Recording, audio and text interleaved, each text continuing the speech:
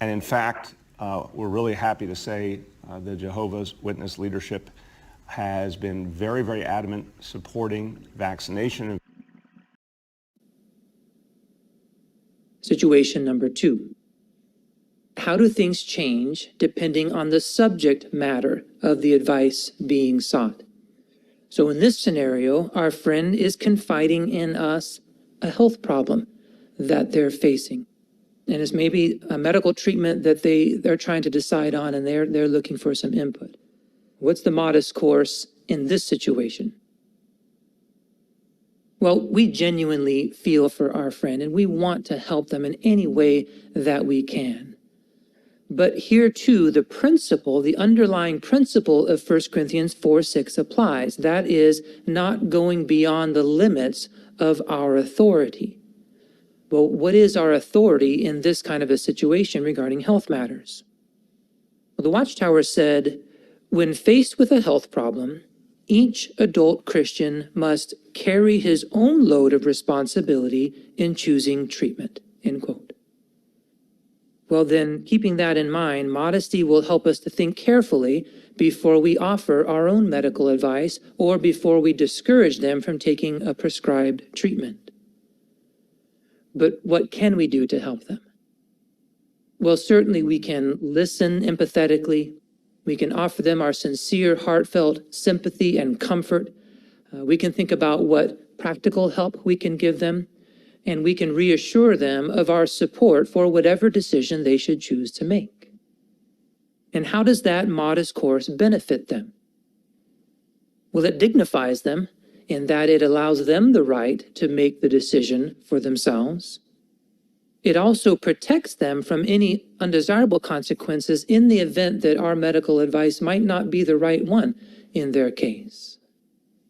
But it also provides them the love and the reassurance and the support that they need at that challenging time. The pandemic has been just one of many tests we'll face in the last days. Now, that's not meant to discourage you. It's just reality. Of course, we also want these tests to end, and they will. When you look back at the pandemic from the new world, it will seem momentary and light, even if it doesn't seem so now. Were you hoping this pandemic would be over by now? I think we all were. In some places, the number of new cases is low, but in other parts of the world, highly contagious variants are spreading and the pandemic is raging like never before. It's a sobering reminder that this pandemic is not over. We weep with those who weep, and we pray, especially for our brothers and sisters in Latin America and Africa, where there's been quite an increase of cases in recent weeks. In other parts of the world, vaccinations have slowed the spread of the virus. We're doing what we can to help Bethelites and other special full-time servants get vaccinated if they want to be. We're happy to report that about 50% of the worldwide Bethel family have been vaccinated so far. Here in the United States, more than 98% of our Bethel family have chosen to get vaccinated. New York State regulations now allow vaccinated persons to engage in a greater number of activities. In harmony with those government regulations, we've been able to resume some of our activities within Bethel. The family was delighted that government regulations allowed those who are vaccinated to assemble. That means we could come together for meals in our dining rooms and for our Bethel Family Watchtower study. We're all glad to be back together here again. What a happy day that was to assemble again for the Watchtower study. Of course, the decision to be vaccinated is a personal one. What factors might a Christian consider in making the decision? Number one, as Jehovah's Witnesses, we do not have a religious objection to vaccination. Number two, we're in the midst of a pandemic. As of July 9, over 19,000 of our dear brothers and sisters have died from the virus. Number three, in some lands, the superior authorities have made laws requiring all of their citizens to be vaccinated. In other lands, the superior authorities have not made laws, but they are strongly encouraging their citizens to be vaccinated. We each must weigh such factors when making our own personal decision. We don't know exactly when this pandemic will end, but we know this: Jehovah will continue to provide the guidance we need to get through it. In our last governing body update, Brother Hurd mentioned that about 50% of the worldwide Bethel family have been vaccinated so far. Initially, it seemed impossible to obtain vaccines in some countries of the world, but it's been amazing to see that now more than 80% of our worldwide Bethel family, that is more than 19,000 Bethelites, are vaccinated, and we are doing what we can to assist the branch offices that have not been able to obtain vaccines. As you know, by keeping the Bethel family safe, we protect the flow of spiritual food and support spiritual activities worldwide. On behalf of the governing body, thank you, dear brothers and sisters, for your tremendous cooperation with all the arrangements during the pandemic. There have been many adjustments in a short time, but you've done so well. We truly love you for your fine spirit in working shoulder to shoulder with us. How encouraging to hear how our brothers are remaining united and spiritually active. But we do have to continue to guard our unity. What is unity? It's been defined as oneness, a condition of harmony. Note how the Apostle Paul describes our role in maintaining unity at Ephesians chapter 4, verse 3. There we read, earnestly endeavoring to maintain the oneness of the Spirit in the uniting bond of peace. Note that it takes effort to maintain our unity. Paul said that we must earnestly endeavor or work hard at it. What could pose a danger to our unity? What if we became too emotionally involved in issues that are divisive? The Bible foretold at 2 Timothy chapter 3 that men would be lovers of themselves, not open to any agreement, and fierce.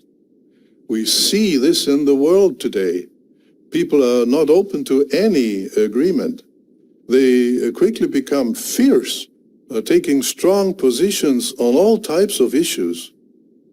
As Christians, we are no part of the world. We stay out of those debates. For example, who would have thought that wearing a mask to prevent the spread of disease could become an issue? From the time when we were little children, our parents taught us to cover our mouth when we coughed or sneezed. In his precious word, Jehovah outlined many practical measures that would prevent the spread of disease. So how could wearing a mask become controversial for some? Where is that thinking coming from? We have to be careful. All of us are exposed to worldly thinking on television, on the internet, at work, or at school. There are many websites that promote conspiracy theories. If we are not careful, we could become emotionally involved in these debates. We could allow ourselves to be guided by the voice of strangers instead of listening to Jehovah's channel, the faithful and discreet slave. As we face the end of this system of things, this will become more and more essential to our safety and spirituality. That's why we appreciate you, dear brothers and sisters, so much. As soon as you discern that Jehovah's Spirit is directing the governing body to go in a certain way, you are quick to follow. And as a result, we enjoy precious unity. But one thing is certain. If we follow direction coming from Jehovah's channel, we will be blessed and, more important, will remain united. So, what have we learned in this update? Jehovah's organization is on the move. Even during this pandemic, we see strong evidence that Jehovah's Spirit is blessing and moving ahead the preaching and disciple-making work. Despite many challenges, you, dear brothers and sisters, are working hard to maintain our precious unity. As a result, we are enjoying a spiritual paradise as we work unitedly together. Listen to the channel that Jehovah is using, the faithful and discreet slave. There's no doubt that Jehovah will richly bless all those who support our King, Jesus Christ, and the channel that he's using today, the faithful and discreet slave. Into this update, it will be a privilege to share with you our Reassuring Year Text for 2022. To begin, though, I have some important facts about COVID-19 vaccines to share with you. Because we love you all very much, and because this is a life and death matter, we have decided to share what we know about this with you. Since June 1st, in the United States, 1,407 publishers have been hospitalized because of COVID-19 or its symptoms. Of these, less than 1% were fully vaccinated. Sadly, in that same time period in the United States, 486 of our brothers died from COVID-19. Of these, less than 1% were fully vaccinated. And our understanding is that the vaccinated individuals who died had serious underlying health problems. These statistics are very sobering.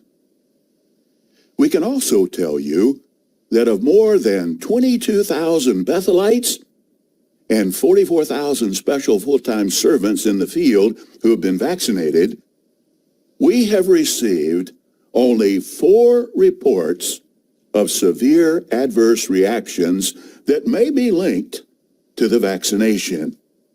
But thankfully, it's been reported that all of these are stable and their condition is under control. We share this information with you so you can carefully consider it when making your personal decision regarding vaccination.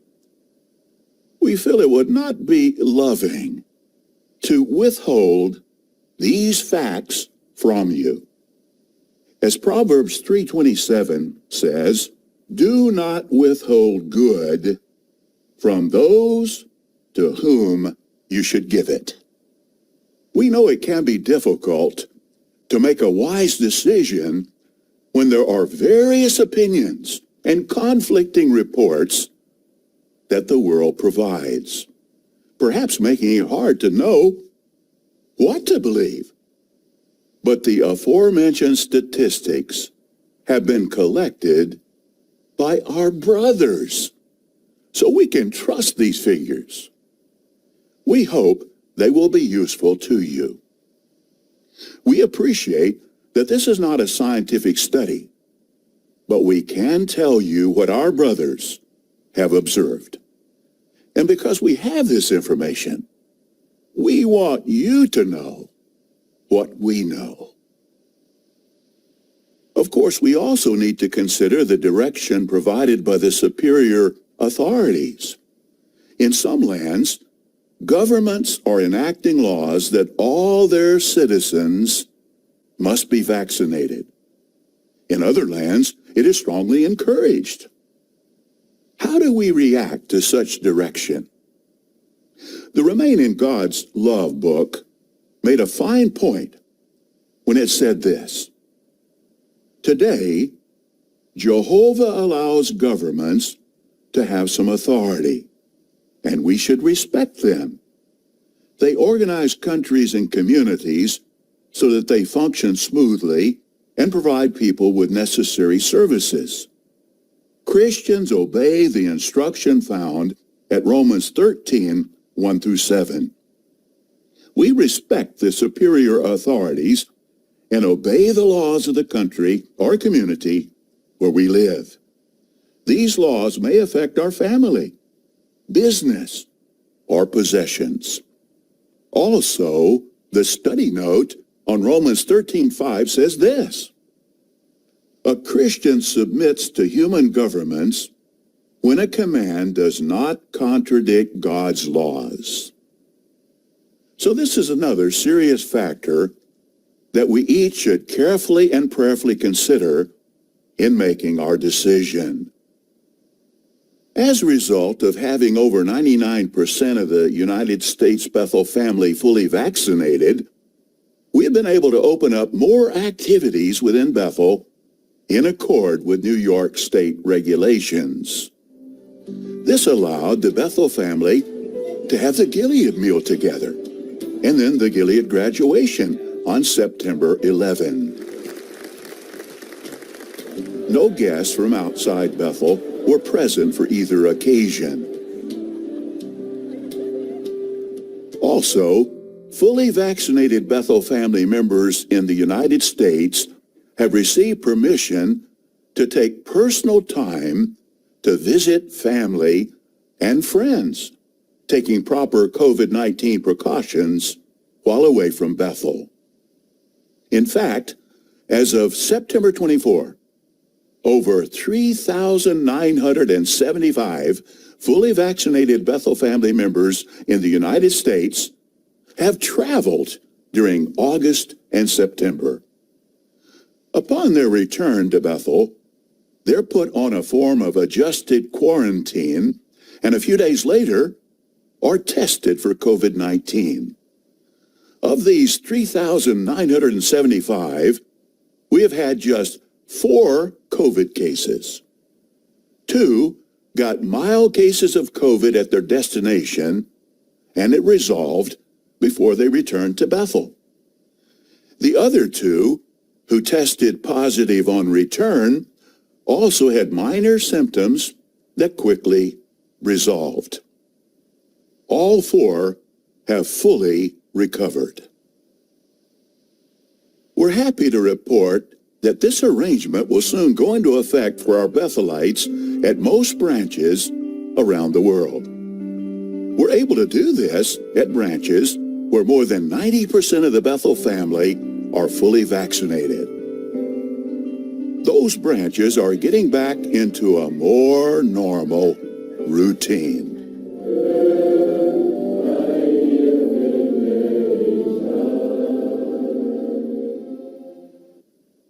Dear friends, the coronavirus is not the worst trial to strike out at all mankind, and it won't be the last. We can expect things to deteriorate even further as these last days march on to their end. In this update, I thought we might reflect on Jehovah's goodness and the way he's been guiding his people during the pandemic. I'm sure we all agree with the words of the psalmist, found at Psalm 27 and verse 13. Where would I be if I did not have faith that I would see Jehovah's goodness in the land of the living? where would I be? That's something to think about, isn't it? How grateful we are to be associated with Jehovah's organization and to benefit from its direction and guidance, especially when we see where we could be in the confused and divided world around us. With your eyes of faith, do you see Jehovah as directing his people today? Now, we know he's interested in our spiritual well-being, but what about our physical well-being, our health? Does he care about that? If he does, will he make sure that we get good advice, even on health matters? To answer that, let's consider the promise Jehovah made as found at Psalm 32 and verse 8. This is one we know well, but let's look at this from another perspective. This is Psalm 32 and verse 8. He says, I will give you insight and instruct you in the way you should go. I will give you advice with my eye upon you. So here's a promise that Jehovah will give us the advice we need. Now in the psalm we just read, he promised to give us insight, instruction, and advice. How does he do that today? He does it by means of his organization. For example, think of the information we've received through recent governing body updates. This is evidence of Jehovah's loving direction, his goodness. In last month's update, Brother Lett made a very important point. He reminded us that the information we're receiving regarding the pandemic is prepared by faithful brothers. We can trust them. They aren't motivated by some personal view or political agenda.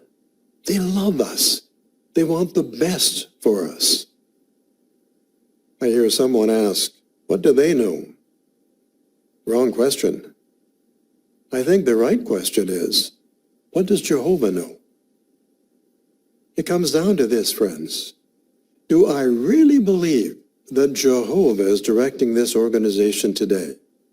Do I believe that Jehovah will give insight to his faithful people so they can remain in the land of the living, as the psalmist said? To repeat the question we often raise in field service, does God really care? Would Jehovah allow the governing body, the helpers, missionaries, a huge percentage of the worldwide Bethel family, and other full-time servants to engage in practices or receive a COVID-19 vaccine that would be harmful? Surely, Jehovah wants the brothers at world headquarters to continue providing spiritual food. He wants to make sure that the work continues at our branch offices and in the field. To do that, we have to be in the land of the living. Has Jehovah blessed our efforts during this pandemic? Yes, indeed. Governing body committees have been prayerfully evaluating when and how to resume in-person meetings safely. Earlier this year, it didn't seem to be the right time to start. Vaccines weren't available in many lands. So, dear friends, let's keep focusing our eyes on the one who is invisible, trusting that our God loves us and that he will never allow his people to come to harm. May Jehovah continue to bless you all richly. In this update, we're going to talk about how we can make good use of our time during the pandemic. But first, we'd like to share a few updates. We're sad to report that as of December 10th, we have lost 25,658 brothers and sisters to COVID-19. Our prayers are certainly with all who have lost loved ones. Recently, the new Omicron variant has received a lot of news coverage. At this point, there are still many unknowns. Brothers and sisters, we don't need to panic. Keep following the same basic precautions that have worked well. wearing masks, physical distancing, frequently washing our hands, and getting vaccinated if possible. In the 2021 governing body update number 7, Brother Loesch mentioned that over 80% of the worldwide Bethel family was vaccinated. We are glad to inform you that now over 99% of our worldwide Bethel family is vaccinated. And so are over 95% of our special full-time servants in the field. Many of our brothers and sisters have had good results from being vaccinated. For example, in some parts of Bulgaria, the local clergy say that vaccines are poison from the devil. So there's much pressure in the community not to get vaccinated. Despite this, one sister and her husband watched the governing body updates and made their personal decision to get vaccinated. Later, the sister's employer called her and said that in order to comply with government regulations, she couldn't return to work if she had not been vaccinated. How surprised the manager was to learn that the sister was already vaccinated. In fact, she was the only employee who was vaccinated. Everyone else had to be laid off.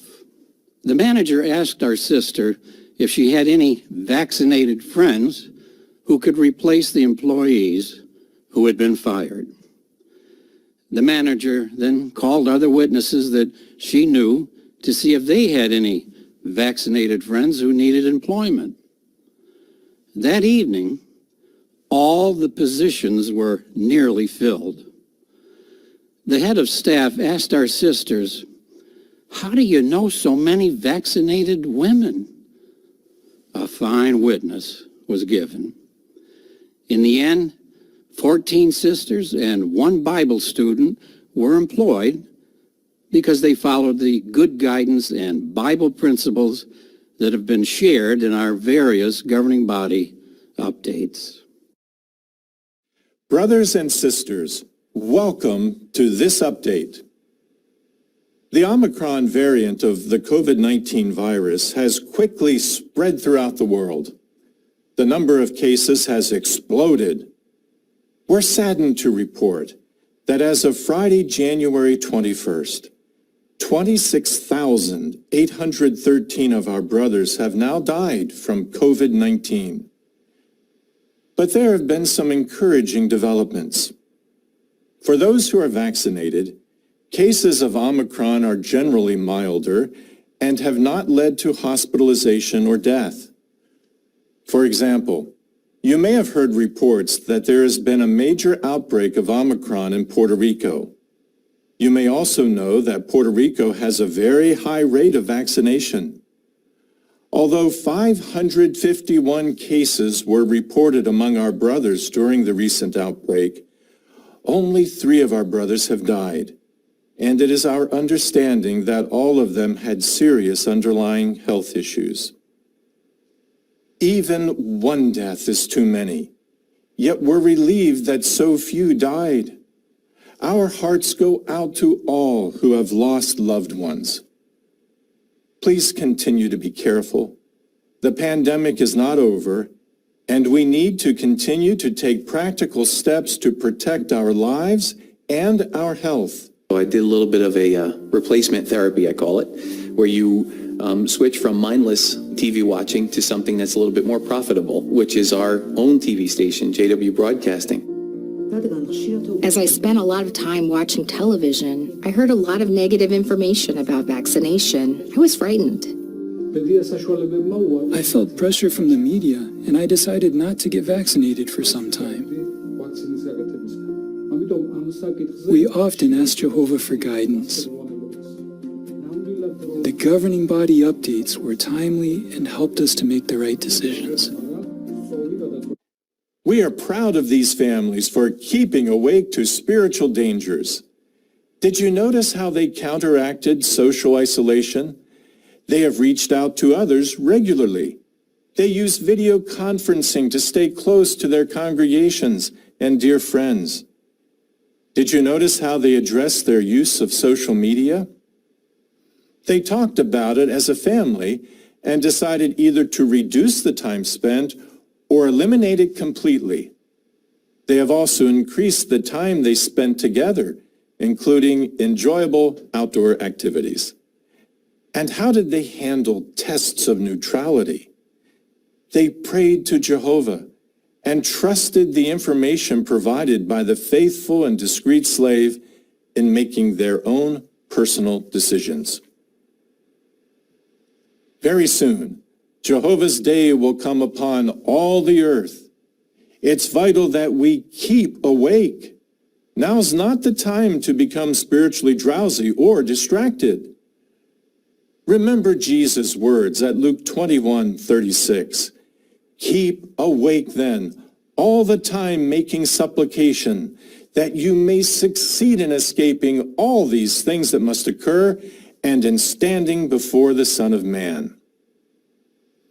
By earnestly supplicating Jehovah and applying the fine direction we are receiving, we will be successful.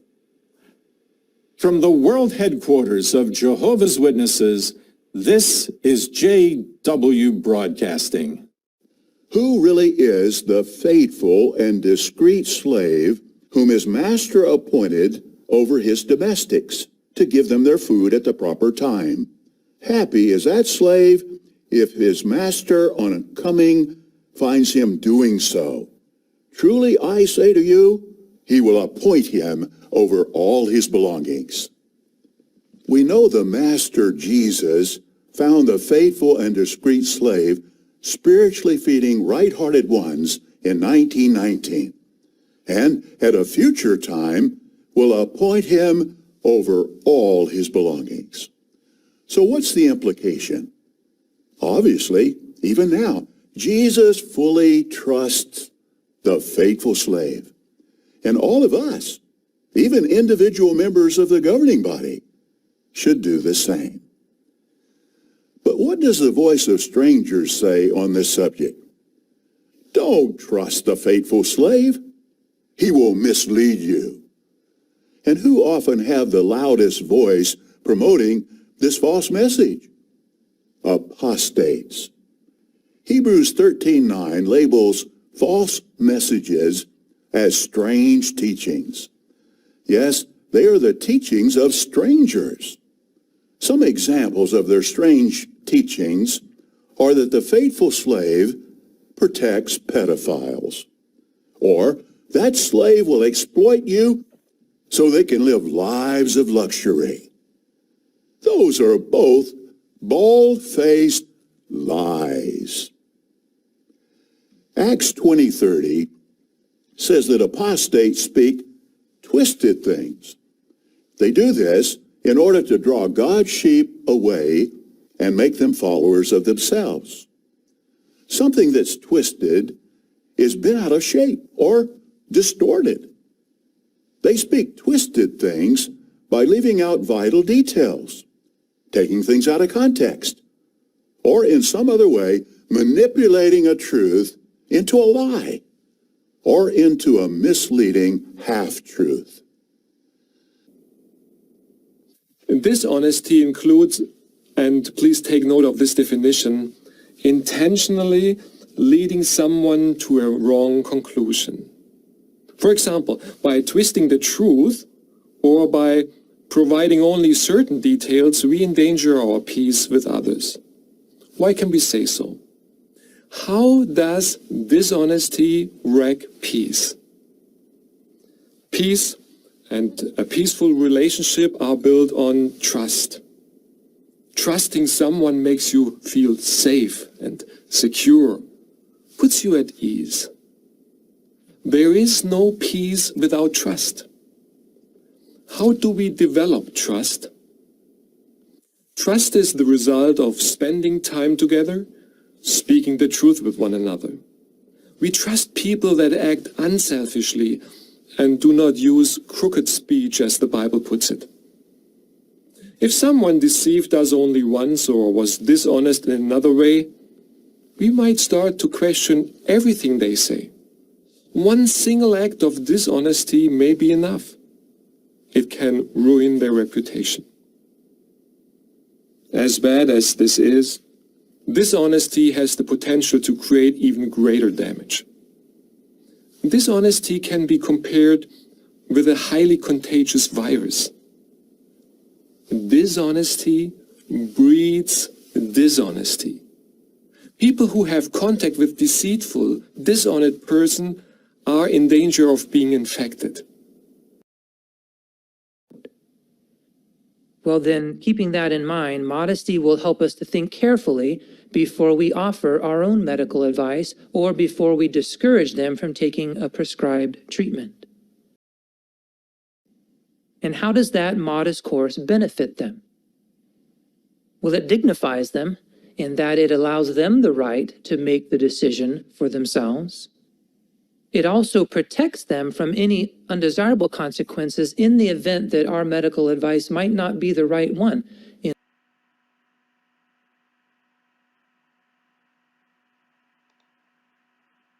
And in fact, we're really happy to say the Jehovah's Witness leadership has been very, very adamant supporting vaccination.